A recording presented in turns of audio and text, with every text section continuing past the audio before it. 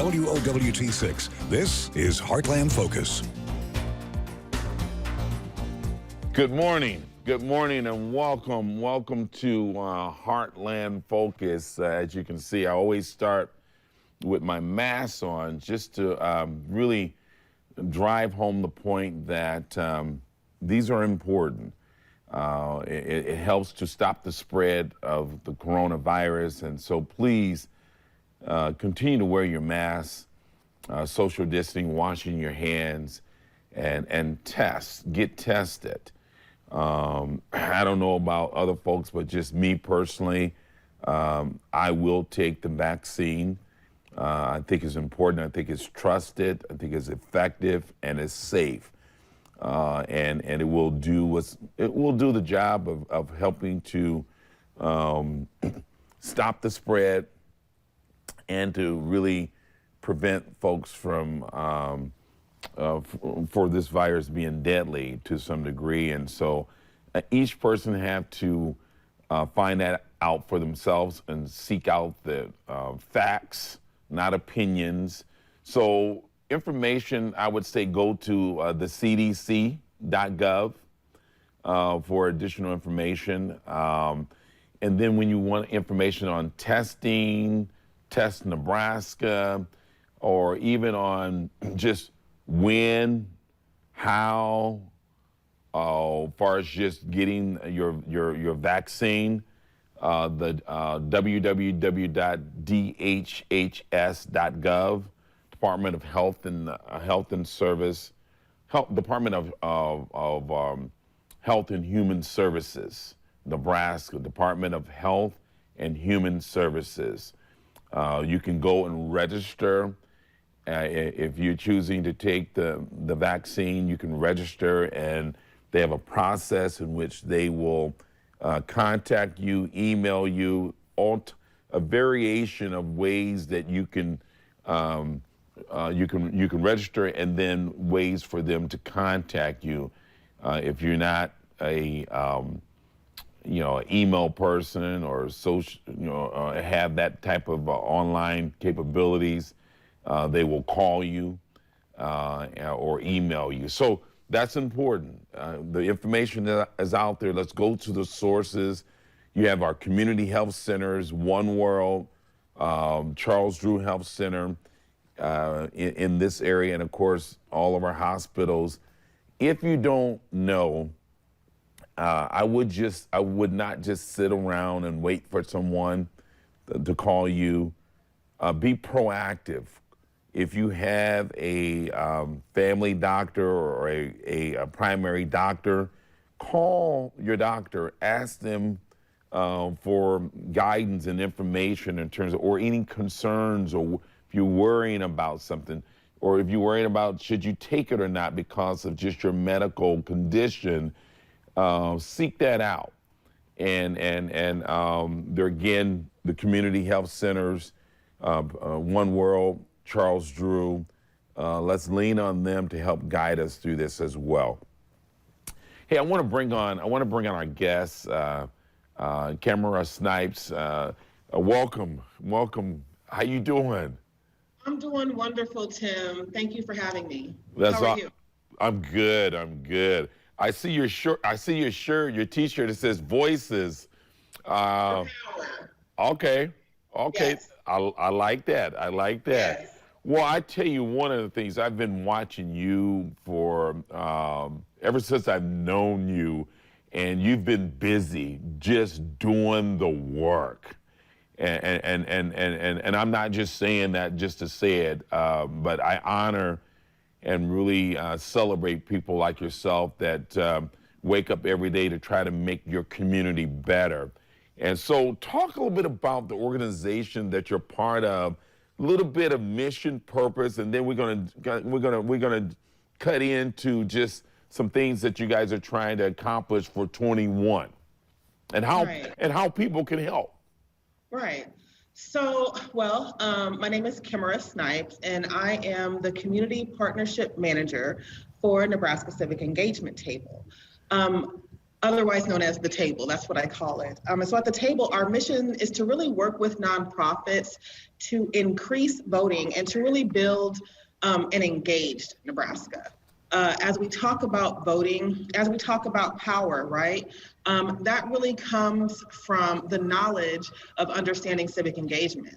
I often talk about the culture of voting. In my own family, we have held elections internally since 1981. So for me, voting is a culture. It's something that I grew up instinctively knowing that it's something that I should do. But not everyone had that upbringing. Not everyone has that background. We specifically focus on marginalized communities, right? Marginalized communities that are typically left underrepresented. At the table, we believe that everyone has a right to be heard. But here's the thing, as someone who has been involved for so long at the grassroots level, I understand that there's lack of education, and the table understands that as well. One of my biggest complaints in all my years when it comes to just civics as we talk about voting is that a lot of times the marginalized communities just aren't thought about. As someone who lives in a concentrated area of poverty, we often feel ignored by elected officials, by those who claim to want to represent us.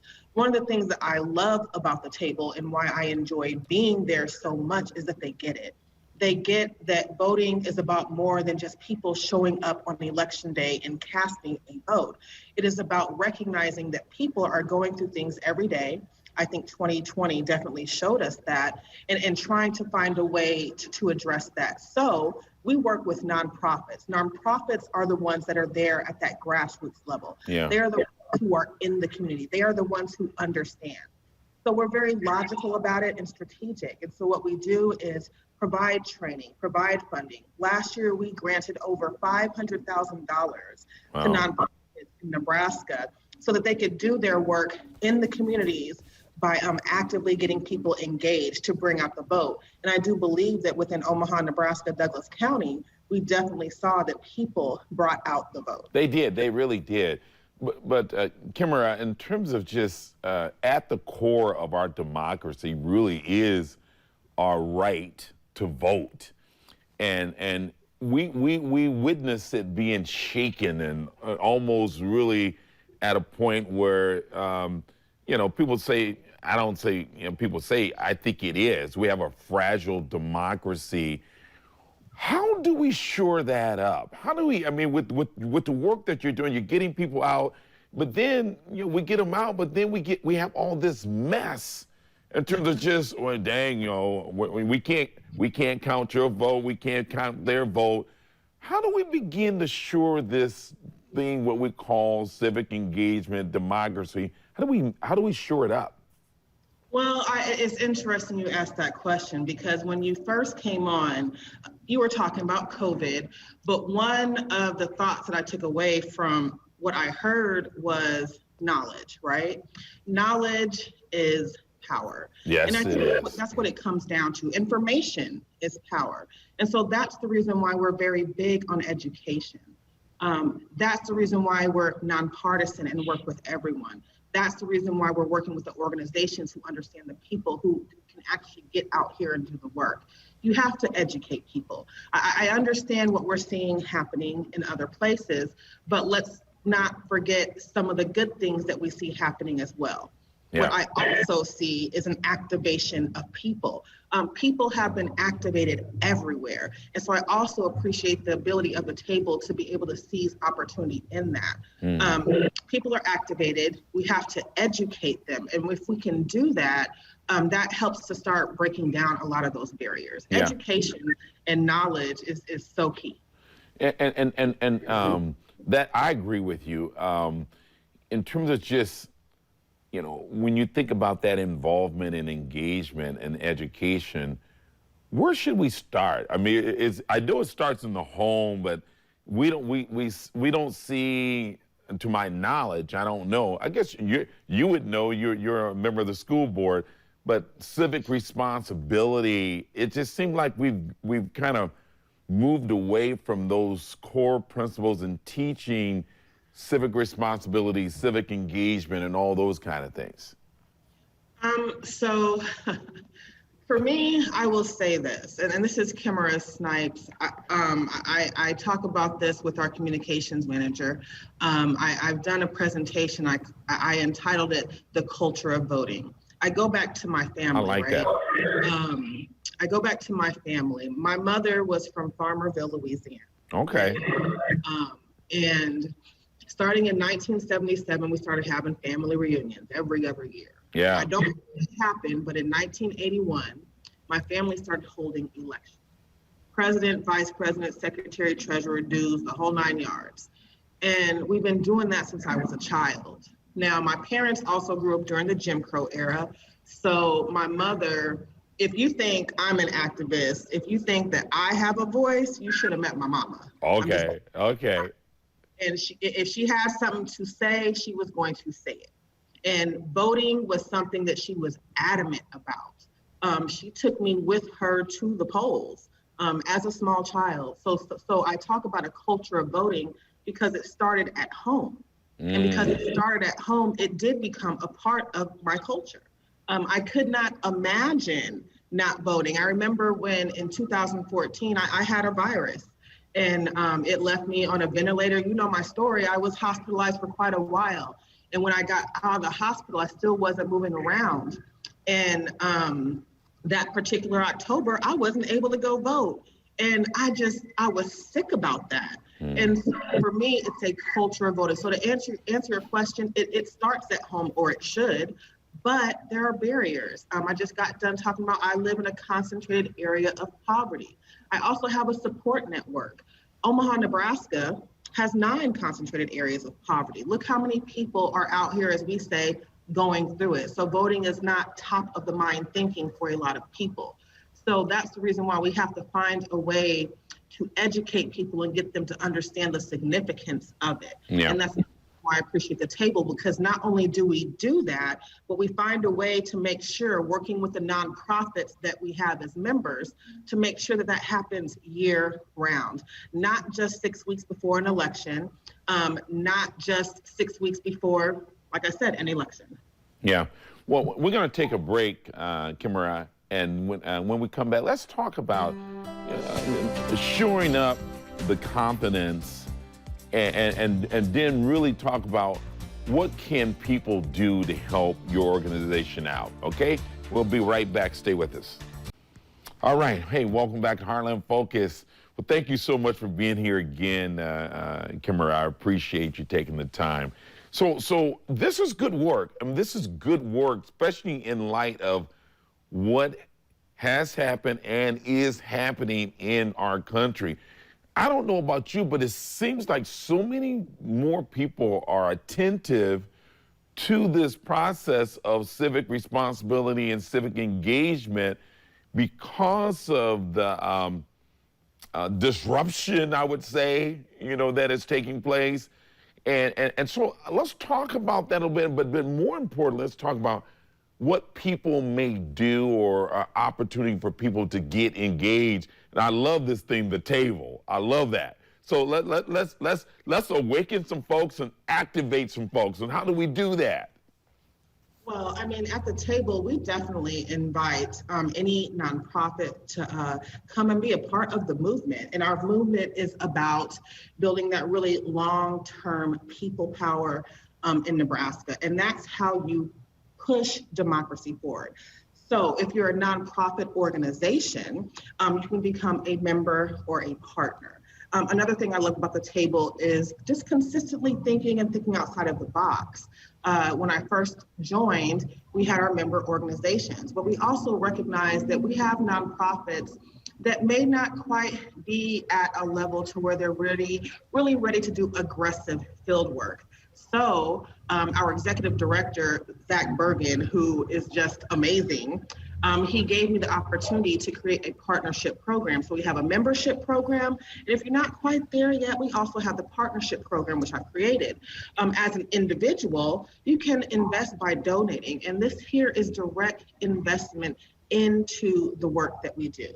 You can also volunteer for one of our member organizations. If you go to our website, you can see all the members that we work with. Right here in Omaha, we granted Heartland Workers Center, a National Coalition of 100 Black Women, Black Votes Matter Institute of Community Engagement, League of Women Voters. We work with a plethora of organizations. Okay. And more than anything, you can sign up for information.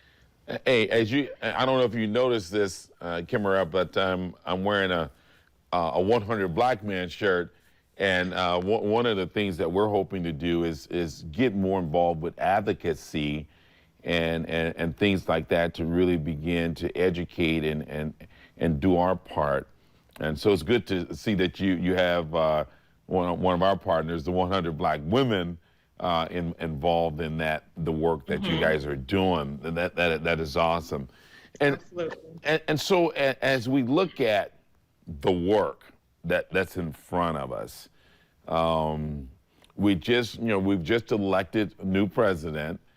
But when you think about what's happening across the country, and especially with challenging, some states, as far as just, that voting process, is it legitimate? But talk a little bit about what does voting suppression looks like, and because sometimes you stumble upon something and you end up engulfed in it because you don't know what to look for in terms of the flags.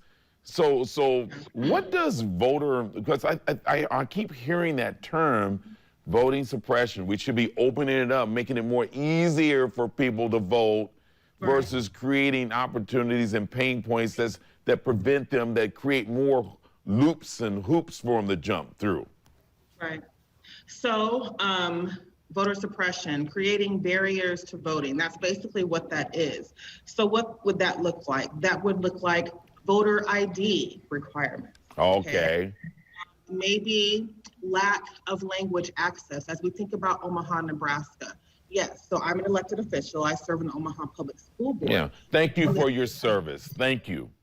Really, our kids is our future, and I just wanted to pause and thank you and the board for what you guys do to take care of our little ones. Yes, and the teachers. And the teachers, that's right. But I would say that as we look at the district, we have languages being spoken in the number of over 100, right? So it could look like lack of language access if we're talking about making sure that everyone is included. Voter roll purges. Maybe it's not happening in Nebraska, but it does happen in the United States. Provisional ballot requirements. Some may not know what that is. So basically, it's used to record a vote when maybe there's some questions about a voter's eligibility. You've heard where some of the polling places might reduce the voting hours that they have available. It could be reducing early voting right now. Or drop boxes, making it, where you have drop boxes. I know in our area we have many, but some places that was part of their voting suppression. They had like one or two drop boxes. Right, and so we also now, as you say that, when I think about the table, last year there was also a lot of misinformation that was out there, right? So our members made over 1 million attempts to voters just to talk to them, to make sure that we were sharing the correct information. That meant texting people, calling people on the phone, door knocking, with social distance practices. Put in a lot of work last year. Yeah. Now, one of the things I'm hearing right now, I know we have some elections, coming up. Primary, I think, is April 6th. But what's your thoughts about, some are suggesting that we should send a ballot to everybody, regardless if you request it or not. Should we be in the business of just sending ballots to everyone? I mean, just a thought. I mean, I'm not going to speak to any particular election. Right. But when it comes to voting, we just believe in providing as much access as possible. Okay. So if that means making sure everyone has a ballot, I support that. I believe the table supports that. And so, again, this is about having just access for everyone to be able to have the opportunity to have a voice at the table. Yeah. Based on the work that your organization is involved in, I mean, what's your level of confidence that we did it right? That we held a very honest election process, and we did it in such a way that it represents the democracy that we are. I mean, how do you feel about? I mean, what's your feelings? Look, the 2020 elections challenged people's right to make their voice heard, but communities fought back, and that is beautiful. Yeah, I think it was beautiful. Okay. I think it was right, and yeah. Yeah, and I know. I have some friends that they're from Georgia, and I don't know if some of their the peace rallies and just get out the vote kind of thing, but they changed theirs to. I mean, it's not funny. I mean, it's just tells you where we're at, but it was like versus just get out the vote. They changed theirs to fight for your right to vote, because of all of the things that we've been talking about, as far as those things that were suppressing, creating barriers, and it's like, hey, we cannot give up this right to vote. Too many people bled and died for our right to vote, and so we got to fight for this right to vote. Right. Well, you know what? I think I like that statement, and I think it also goes back to how you define fight. For the table, we have been fighting for the right to vote, and for us, fighting also means being able to be a support to those who are fighting at the grassroots level. So we fight by funding. We fight by registering people to vote. We fight by making sure people are trained to know how to make sure people are registered to vote. We fight by educating. We fight by leadership training. So yeah, we're always fighting to get out the vote, and we'll continue that fight. That's good. That's good work. If you would want to leave our viewers with something in terms of just 21, we talked about the work, but if you can kind of summarize really what's in front of us that we really have to protect, what would you leave them with? And because this thing is precious, and we're young as a country in terms of this thing called democracy, this republic. We're young, and so I think we cannot sit on the side and take it for granted in terms of that it's just going to happen. I think we've seen a little bit of that in 2020s, but what would you leave with folks? I think that if you mean in regards to what people should be paying attention to, some of the things we're paying attention to definitely are redistricting, voter ID laws. Nebraska, we split our electoral vote, so there's the conversation of going back to winner take all, rushing to purge voters. These are things that we are looking at, but I would also say that, involvement looks like different things for different people. So I would suggest anyone go to nebraskatable.org to learn more about what we do. My information is on there as well as the partnership manager, and reach out to me. I'm happy to sit down and have a conversation, because we also recognize that there are communities within communities, right? Right. And each community does look different. So we definitely want to make sure that we are listening to people to understand what specific needs are. Then let's build off of that and find out how we can work together. Right on. I really appreciate you taking the time, and please, hey, anything we can do, if you need to come back, let's do that. And I really wish you well this year in terms of just the endeavors that you guys are pursuing to make a difference in the community. And thank you again for your work and the impact that you're having. Thank you again, Tim, for having us. Really appreciate it. Right on. Let's go get it. All right. Fight for the vote. Yes, fight for the vote. Make it a culture of voting. I love it. I love it. We're going to take a short break. We're coming back. We're going to talk about some things that's happening in Heartland. Stay with me. We'll be right back. Hey, welcome back to Heartland Focus. I'm out of time. I'm out of time already. But hey, just you guys, I want to just remind you, what's in front of us is really a choice that we have. to get involved, get engaged, and really, as we look at, this tearing apart, we got to look at more ways to love our neighbors, do what's necessary to build up, not tear down, and not so much create this division in terms of Republican, Democrat. We are Americans first. That's what we need to drive this thing with.